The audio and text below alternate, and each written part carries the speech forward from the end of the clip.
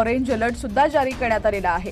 आता कोणता तो भाग आहे ज्यामध्ये पावसाचा अलर्ट देण्यात आलेला आहे, गारपीट कुठे होणार आहे, वादळी पाऊस कुठे असणार आहे, हे सविस्तर आपण या व्हिडिओच्या माध्यमातून पाहूयात। पण त्याआधी तुम्ही जर चॅनलला सबस्क्राइब केलेलं नसेल, फॉलो केलं नसेल तर नक्की करा, जेणेकरून आमचे अपडेट्स लवकरात लवकर तुमच्यापर्यंत पोहोचतील।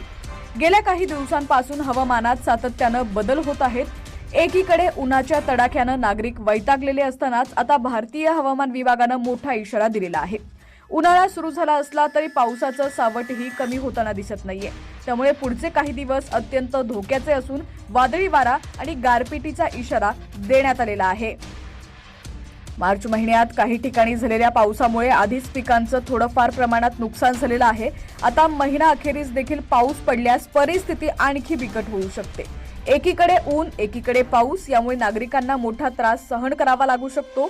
शेतकरी आणि नागरिकांना अलर्ट राहण्याचं, काळजी घेण्याचं आवाहन करण्यात आलेलं आहे।